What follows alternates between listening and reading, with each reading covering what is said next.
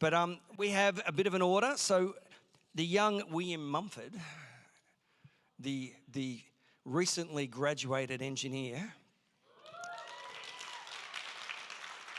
and I must add as well, future son-in-law. All right. So Will's up first, then I'll give you the order now, then Linda, then Eliza, then Mickey, all the way from Interstate, Jamie, there's a pleasure there, Jamie, Howard, and then we're finishing off with Jess Paul. Is that okay? All right, now the main thing is you have to be encouraging.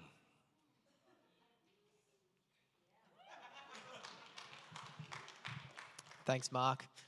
Well, you can be a bit more critical of me if you'd like as well. Any pointers, I want to grow when I'm up here.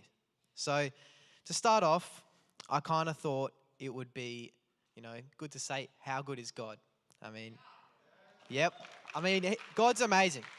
And I've had the opportunity to talk with a lot of you this year. And I mean, there's plenty of new faces today that I haven't chatted to yet. But from what I've heard, God has been doing amazing things. And I'm pretty sure pretty much every one of us could get up on this stage and share a testimony of how God's been working in their lives. So I'm lucky enough that I get to share one of the many testimonies that has happened this year. I've probably got about 1 million. God's good. So, bit of context. Hannah and I went to Schoolies to help out as the Red Frogs about a month ago. And we were over there, we were serving, we were helping people, making sure people were staying safe. And God was active. He was very active. It was awesome to see what God was doing when there was a combined group of Christians serving with a unified purpose. Now, I'm going to share a more personal testimony because there were plenty of amazing things that happened, but this one happened to me and it really encouraged me and built up my faith. So, as Hannah and I were doing, we were doing the night shift. So we were starting at 6 p.m.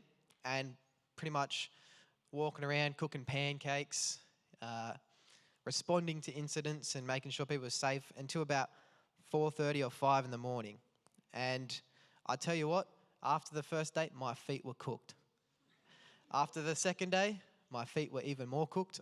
I had blisters and I was so exhausted. And most of you will know that I'm not the biggest extrovert. I was emotionally drained. Now, we were at the rally just before the start of the third night, and I was in worship and I was asking God that if He could fill me with energy and strength. And I'm going to be honest, I was not looking forward to the third night and the rest of the week. But in worship, someone laid hands on me and I was healed of absolutely all the pain in my body, all the pain in my feet, all the exhaustion completely just left my body straight away. And I was pumped, absolutely pumped. I was on fire. I was filled with the Holy Spirit. I went out that night and it was a great time. And that memory and like the energy that was put into me kept me going for the rest of the week. And it was just, that personally was super encouraging. And it was like to me, yes, God wants me to be here doing work for Him. And so that really encouraged me to just keep surrendering to Him. And as a bit more, like there's if I've got so many more short stories from Schoolies that I'd be happy to share. I don't have time. I don't want to get the gong. So I will, if you want to hear more stories about what God did through other people or through me to other people, I'd be happy to share. Just come have a chat after. So that's about it from me anyways.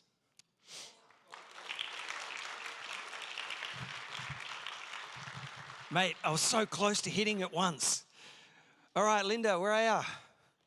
All right, let's welcome Linda up.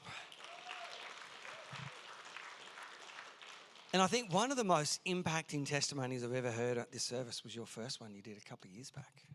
So I was going to say, so I'm expecting a lot, all right? Have you ever been fixated on a dream and you've seen this dream come into fruition in your mind? and you've kept a piece of your heart because you wanted this dream to fill it. Well, that's been me for 71 years. I was given a God-given gift to go to the UK in October this year. And before I went, I'd done a DNA test.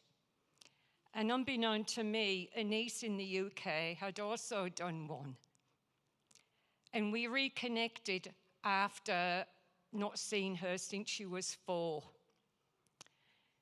We met, we connected. It was a God-orchestrated time. We had the same sense of humor. We laughed, we cried. And I also met two other nieces and a nephew that I didn't even know I had. And we spoke on the phone, and it's like I'd known them all my life. Oh. And then the time came, sorry. I wanted to know about my natural father. All I ever had was a name and nothing else. And my niece told me he was 16 when he had me, and my mum was 21. But they got married and had my brother Stephen, who passed away when he was 41. And in my dream, I thought, did my dad love me? Was I wanted? Did he hold me in his arms and tell me I was his daughter? And I'll never know that. Anyway, I carried on with my holiday and came back home, and I was exhausted after 4 flights. It was about the 3rd or 4th night, about 1 in the morning, I heard Linda, and I took no notice. And I heard my name being called again. And I thought, oh, heck. Okay, God, what do you want? I'm trying to get my sleep pattern back in order. We'll talk later. But it didn't work. He said, who's wiped away your tears all these years? I have. Who's been with you through your storm? That was me. Who's been your provider? I have. Who loves you with an everlasting love? I do. Who am I? I'm your father. And you're my loving daughter. Now, will you give me that piece of your heart that you've held on to for 71 years? And I thought about it, and I thought, God, you know me. I'll do it when I'm ready.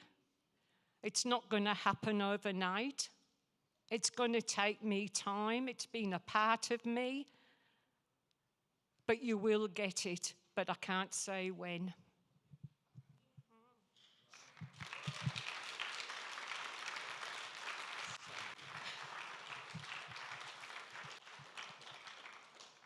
All right, you ready, Eliza?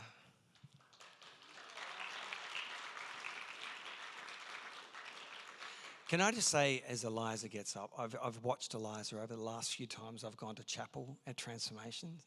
You're an amazing young woman. Thank you. You really are. God's hand's all over her, isn't she? Isn't he? She. Yeah, you get it. Hey guys, I'm from Hobart Transformations, which is a drug and alcohol rehabilitation program. I was fortunate enough to have graduated the year-long program in March this year, and now I am a house supervisor, so I'm able to help the other women who are coming through the program. So I grew up in an atheist family. My parents are really loving, and I was fortunate enough to have a great education, but my grandma was an alcoholic. On my dad's side, my mum's dad was also an alcoholic. My mum's a functioning alcoholic too, so my parents separated when I was young, My dad cheated on my mum with my stepmom, and that caused a lot of turmoil in my family. And it eventually led to me just living with my mum. So I think I had a bit of abandonment issues from that with my dad. And I started drinking really young, when I was probably 12, and smoking weed. And, that was normal for me because, like, my mum would be having parties at the house with my bigger sisters. And, I watched my older sister experience domestic violence when I was young. And just, lots of different horrible things that happened that ended up leading me into domestic violence myself when I was 15 years old. And that lasted a couple of years, and then I went into like a worse relationship, and he was selling ice, and within a few years I became addicted to ice myself. And by that point, I had lost completely all respect for myself. I was so broken. I was so lost. I had such bad anxiety. Like, I couldn't even go out to the shops. Even before ice, like, I was already, so broken to get to that point. And yeah, it was just so sad. And, the things that I would do to afford my drug habit, I just had no respect for myself. I didn't trust the people that I was around because, I wasn't around nice people, and I wasn't a nice person. I wasn't trustworthy either. And then I found God, and that was such a eye-opening experience for me. It was very emotional. That was really hard at first. It was a shock, but and then I tried to get some help, and I did a rehab for a couple of months, but it didn't last very long, and then I really did hit my rock bottom. And then I went to Transformations, which is a Christian rehab, and I got to work on myself. I got to really, really get to know God, study the Word. God is just the forefront of recovery at Transformations. So every day we do our devotions and listen to our worship music, and I found myself again. And now, rather than being the lost one of my family, I'm actually the light for my family. And and I hope that one day my family find God, because even my mum, like, yeah, she works most days of the week, but then she gets very drunk on the weekend, and I really hope that she's able to see me and stop drinking herself. I never had any goals before, but now I did a diploma last year. And I'm doing a bachelor next year. Yeah, I'm a support worker now. I just got a job. This is my last week at Transformation, so I'm passing that on to someone else. And yeah, God has just been there through everything. Like, I knew I couldn't do it without Him. I remember someone had, like, I was saying to God, like, I know that you'll be here for me, but what if I walk away from this? Like, I need you, God. And then I heard someone kind of prophesying, and she said that, He said, your future's in my hands. And, like, I just really held on to that and trusted that. And I really believe that as long as I'm under God's protection, I'm going to be fine. So thank you, guys. So good. Awesome. All right, Michaela, it's you. Oh, notes. Don't be scared, it's fine. Maybe. That's so I don't go too long, because I'm scared he'll hit me instead of the pot. I didn't say that. Shh. So we'll see if I stick to these. But yeah, my name's Michaela, and if you're not aware, I moved up to Adelaide for university in February this year. So I'd say before moving that, my faith was somewhat shaky, and it was not something that I guess prioritized throughout my life. But however, over this year, there's been so many moments with God and encounters that have completely shifted my view of Him and how I viewed my purpose here in this world, which I'm more than happy to share, but I'm scared of the stick, so we'll just talk about one thing now, which is evangelism. Now, this word always used to fill me with feelings of fear or condemnation that, Bible bashing, like I was just scared. I was like, we shouldn't do that. Like, that's bad. People should live their own lives. But I think throughout this year, my whole view of that has been completely changed. And I also started to read up in the Bible about what is evangelism. And it actually says in Matthew that we are called to make disciples. And then later on in Romans, it says that disciples are made by us sharing and speaking about Jesus. So therefore, evangelism is a key part of our journey here on this earth. So I was like, well, dang it. That means I got to do it. So it all kind of started when there was an event at my church in Adelaide that caught my attention. And a group called Circuit Riders was coming to my church and hosting an evangelism training night.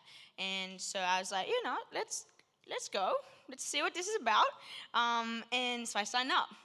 And that night we heard testimonies. We were taught what it actually means to evangelize and how to go about doing that. So the night ended and they were like, hey, we're going to go out into Adelaide and we're going to evangelize. I was like, okay. And they're like, do you guys want to come? And so we said yes. And so we ended up walking into Adelaide City at about 9 o'clock. And I was paired up with one of the circuit riders. Her name was Rosie, and one of my friends.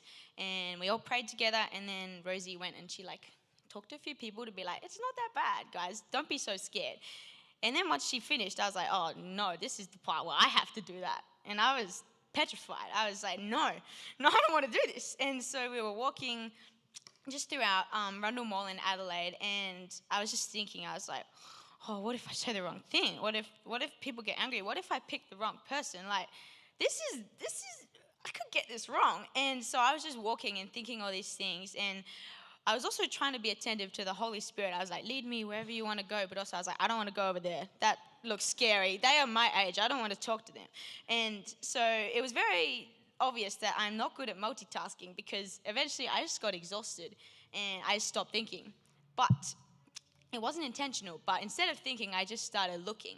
And I was just observing people as we walked. I was not in any conversations. I was just watching people. And I remember this so clearly. We were walking past a pub-style restaurant, and I just saw this girl sitting at a table. She was about my age, and she was just on her phone. But what stuck with me was her face. She just looked just defeated and sad. And we walked past, and I was like, oh, no, I know I have to go back. I was like, oh, no, I don't want to do it. And then I was like, I got to do it. So I was like, okay, guys, I'm just going to go. Just wait here. And so I literally just walked in. I was like, I'm not going to overthink it. I'm just going to go. And so I quite literally just walked up to her. I had no plan. And I was like, hi, this is completely random, but I was just walking past and saw you, and you look sad. So I came to check if you're okay. And pretty much that conversation just started, we talked for 10 minutes. She told me she just finished work, and so I was like, how was your day? And we just kept talking, and I found out her name was Sarah, and pretty much I just kept yapping until I was like, okay, I'm going to do it. And so I was like, my name's Michaela, and I love Jesus. Do you know who he is? And she said, yeah, I do. And so I was like, do you want prayer for anything? And her response was, yeah, sure, why not? And this just stopped me, because I was like, I have come in with expecting rejection and expecting people to shut me down. Don't hit it. I know I'm going to be long. But yeah, I was just stopped short, because I was like, oh wait, she's fine, this is okay. And then I asked her what for, and found out she was a first-year chemistry student and was worried about her mid-year exams coming out with juggling work and study. And I actually got to say, hey, I'm also a first year, and I'm kind of worried too, because I haven't done uni exams before. But I also got to say that I also had an unexplainable peace about everything. And I was like, that can only come from Jesus. So I got to pray peace over her and her situation. And then it got even cooler, because when I left, I could see my friends outside talking to some older ladies about Jesus as well. I was like, oh, everyone, we got them all, which is great. But yeah, this testimony is kind of just one of encouragement that, although we did go out on a mission, like, we're meant to live sent. Like, evangelism isn't just a one-time thing. And there are plenty more Sarahs out there that, like, sit in places of fear or sadness or loneliness that actually need the gospel of Jesus. So, it's also just kind of an encouragement that people are actually open. I was not aware that so many people actually would just want to stop and talk about it. So, I think something that I learned from this is that overthinking is definitely the enemy of evangelism. And you just need to walk in obedience and say yes and trust in God. So, thanks for letting me share.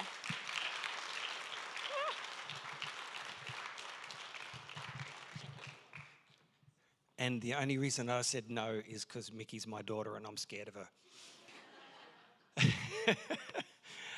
Howard. Where is Howard? Howard. Let's give him a clap.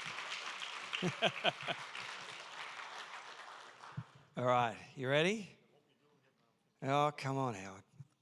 All right, go for it. Thanks. I'll man the pot. Yeah, you man the pot. And it's great to hear all those testimonies before and how God is at work. And I've seen God at work. And when I became a Christian, a couple of years later, I went to Bible training school here in Australia, and I got ordained as a senior pastor. And they sent me to Holland to take back a church that had moved away from them. And I've seen God at work, getting the church back, and the people or the denomination that had them forwarded and said, no, I had to stay under them for about half a year before they even considered giving the church back. And I said, no. I said, because God sent me over to take the church. And that's what I'm doing. And the same day, they said, okay, you can have it back. So God at work, What else? He sent you there for a purpose. But after about 4 years, it went wrong. Because a woman came into the church and wanted us to pray for her daughter who was sick in hospital and whatever. So we did. The next week she came back and her daughter was all healed and all the stuff. And she wanted to come into the church. So you're always welcome. And from then on it started. She came to Bible studies, but always stayed late. And then she wanted more to do in the church. I said, okay, well, I need people in administration. So, okay, she came in, did administration, but then she wanted more. And then when my wife was back in Australia for a conference that I couldn't go to because I was still working, she came more and more in my house. And in the end, I think loneliness, I don't know what it is, but we started to get closer and closer together. And then I noticed that she wanted more. She wanted to go into leadership. And I thought, hang on, something is wrong here. So in the end, I spoke to my elders, and I said, this is what's been happening. And I had an affair with this woman, and she wants more and more in the church. And I think it's the enemy at work. Don't know what to do. So they stood by me, and we put it down. But I felt like I'd lost the church. I lost myself. So in the 5th year, I handed the church back to the oversight in England and came back to New Zealand first. Found another church, but I just couldn't be in there anymore. And it's not until the last year that I finally found myself being able to go back to church, ask God for forgiveness and whatever. So, so that's me. So I'm sorry, I had to get it off my chest. And unfortunately, you're the guy that had to bear it. Okay, so I think my 5 minutes are up.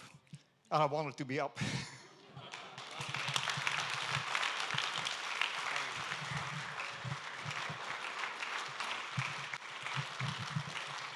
I think the beautiful nature of Jesus is how redemptive he is.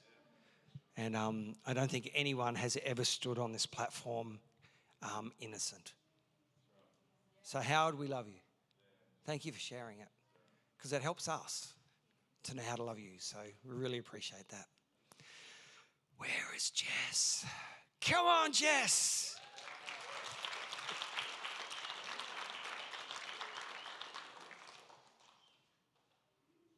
I think Jess is fantastic.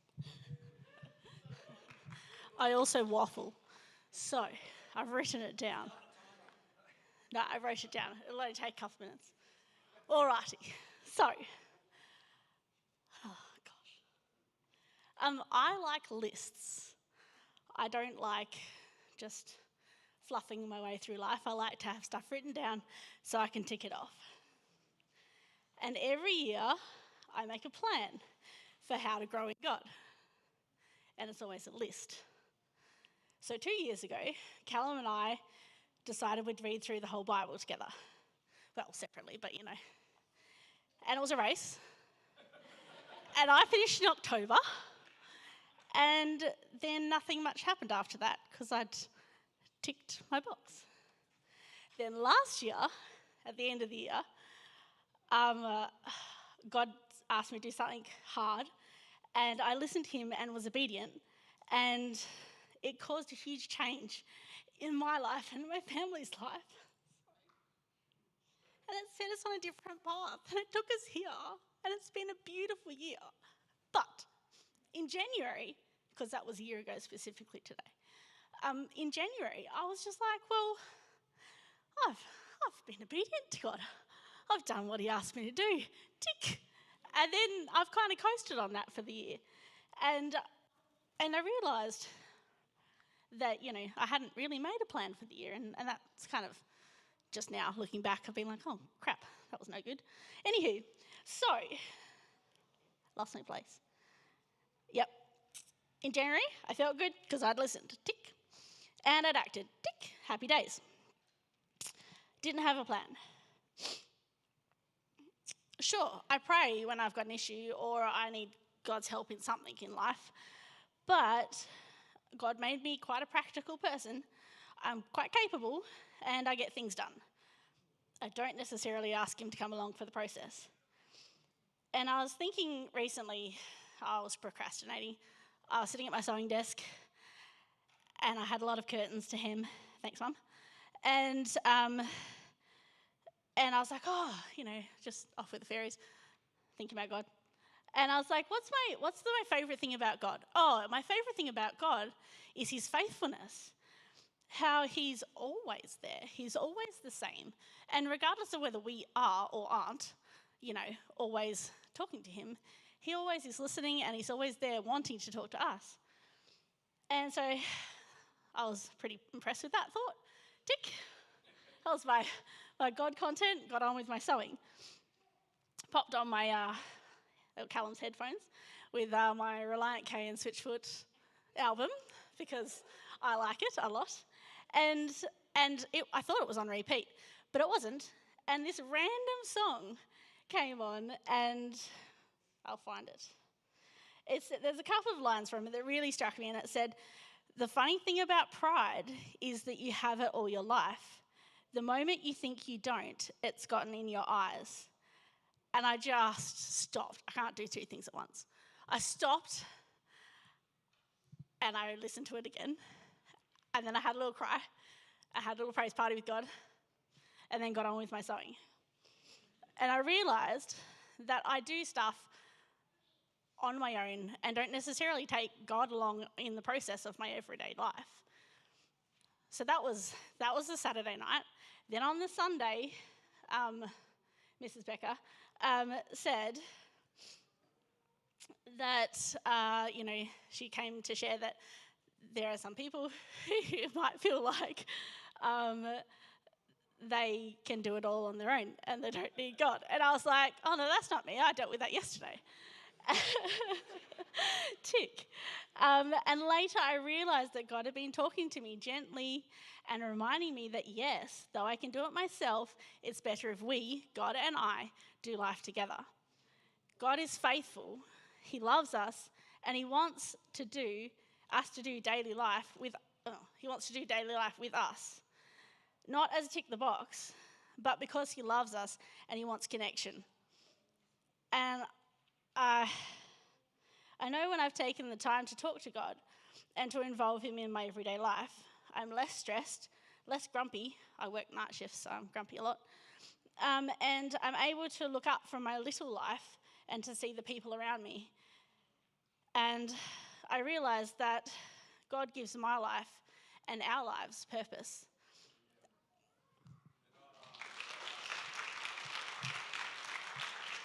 Amazing. All right.